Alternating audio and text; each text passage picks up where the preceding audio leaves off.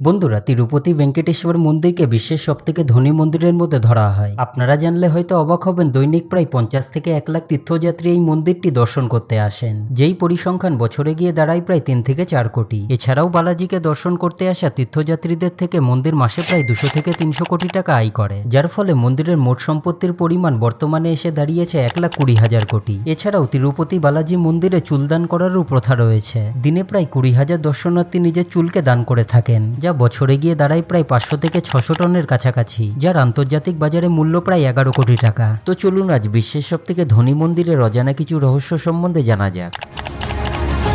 বন্ধুরা, তিরুপতি সম্পর্কে একাধিক কিংবদন্তি প্রচলিত রয়েছে। কলিযুগে ত্রিমূর্তি ব্রহ্মা বিষ্ণু মহেশের মধ্যে সর্বশ্রেষ্ঠকে তা নির্ণয় করার জন্য ঋষিরা একটি যজ্ঞের আয়োজন করেন এবং ত্রিদেবকে পরীক্ষা করার দায়িত্ব দেওয়া হয়েছিল ঋষি ভৃগুকে। তিনি প্রথমে ব্রহ্মা এবং শিবের কাছে যান, কিন্তু তারা দুজনেই ভৃগুর প্রতি কোনো উৎসাহ দেখাননি। তাই তিনি শ্রীহরি বিষ্ণুর কাছে যান, কিন্তু সেখানেও তাকে উপেক্ষাই পেতে হয়, কারণ শ্রীহরি বিষ্ণু তখন ধ্যানে মগ্ন ছিলেন এবং ভৃগুর দ্বারা বারবার ডাকাতেও তিনি চোখ খোলেননি। ফলে তিনি ক্ষুব্ধ হয়ে শ্রী বিষ্ণুর বুকে সজোরে একটি লাথি মারেন, কিন্তু শ্রী বিষ্ণু ক্ষুব্ধ না হয়ে ভৃগুর রাগকে শান্ত করানোর জন্য তার পায়ের ওপর হাত বোলাতে শুরু করেন, যেটি দেখার পর ভৃগুর অহংকার ভেঙে চূর্ণ বিচূর্ণ হয়ে যায় এবং তিনি শ্রী বিষ্ণুর কাছে ক্ষমা চাইতে শুরু করেন, যার পর শ্রী বিষ্ণু তাকে ক্ষমা করে দেয়। ফলে ঋষি ভৃগু বিষ্ণুকে ত্রিদেবের মধ্যে সর্বশ্রেষ্ঠ বলে ঘোষণা করেন, কিন্তু দেবী লক্ষ্মী এতে অপমানিত হন। ফলে তিনি স্বর্গ ত্যাগ করে আকাশ রাজা চোল রাজার কন্যারূপে জন্ম নেন, যার নাম দেওয়া হয় পদ্মাবতী। এরপর শ্রী বিষ্ণু শ্রীনিবাস নামে মানুষরূপে বৈকুণ্ঠ ত্যাগ করেন এবং তিরুমালার পাহাড়ে এসে পৌঁছান, যার পর তিনি পদ্মাবতীকে খুঁজে তার সাথে বিবাহ করেন এবং তিনি তিরুমালার এই 7টি পাহাড়ের মধ্যে অবস্থান করে যান, যেখানে তার বাঁদিকে রইলেন লক্ষ্মী এবং ডান দিকে রইলেন পদ্মাবতী।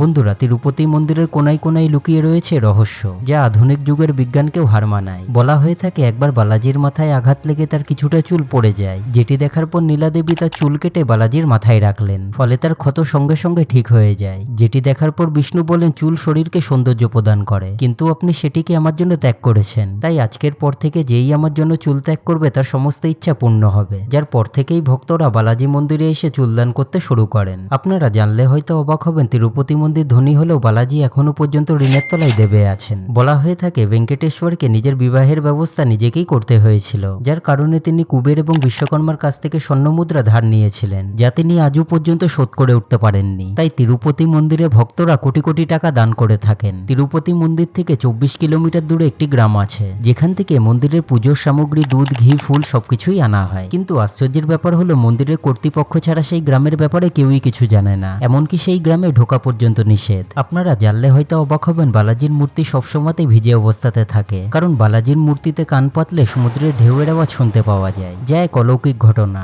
যার উত্তর সায়েন্সও দিতে ব্যর্থ। মন্দিরের গর্ভগৃহের ভেতরে একটি ছড়িকে দেখতে পাওয়া যায়। পুরাণ অনুসারে এই ছড়ি দিয়েই শ্রী বিষ্ণুর মা তাকে মেরেছিলেন, যার ফলে শ্রী বিষ্ণু থুতনিতে আঘাত লাগে। তাই আজ পর্যন্ত বালাজি থুতনিতে চন্দনের লেপ দেওয়া হয়। এছাড়াও বালাজির মূর্তির সামনে 1000 বছর ধরে একটি প্রদীপ জ্বলে আসছে, যা আজও পর্যন্ত নেভেনি। কিন্তু আশ্চর্যের ব্যাপার হলো, প্রদীপটি তেল ছাড়াই অনবরত জ্বলছে। বলা হয়ে থাকে বালাজির মাথার চুলটি একেবারেই আসল, যেটি কয়েক হাজার বছর পুরনো হওয়া সত্ত্বেও তাতে কোনো জট ধরে না, সেটি এখনো সিল্কের মতনই নরম। ভগবান ভেঙ্কটেশ্বরের চোখ দুটিকে সাদা রঙের মুখোশ দিয়ে ঢেকে রাখা হয়, কারণ বলা হয় তার চোখ দুটি দিয়ে বিশ্ব ব্রহ্মাণ্ডীয় ঊর্জা নিক্ষিপ্ত হয়, যা সাধারণ মানুষের পক্ষে দেখা সম্ভব নয়। কিন্তু প্রতি বৃহস্পতিবার করে মুখোশটিকে হালকা খুলে দেওয়া হয়, যাতে ভক্তরা তার চোখ দুটিকে দর্শন করতে পারে। এছাড়াও মন্দিরের বাইরে থেকে দেখলে আপনারা বালাজির মূর্তিটিকে মিডিলে দেখতে পাবেন, কিন্তু আসলে মূর্তিটি গর্ভগৃহের ডান দিকে অবস্থিত, যা সায়েন্সের দিক থেকে কোনো ইলিউশনের থেকে কম নয়। প্রতিদিন এই মন্দিরে 3 লাখেরও বেশি লাড্ডু প্রসাদ হিসেবে তৈরি করা হয়, কিন্তু আশ্চর্যের ব্যাপার হলো লাড্ডুগুলি কোনো আধুনিক প্রযুক্তি ছাড়াই তৈরি করা হয়ে থাকে এবং মন্দিরের এই বিশাল রান্নাঘরে রাঁধুনিদের ছাড়া অন্য কারোর ঢোকা একেবারেই নিষেধ। তো বন্ধুরা, এই ছিল বিশ্বের সবথেকে ধনী মন্দির তিরুপতি বালাজি মন্দিরের কিছু অজানা রহস্য,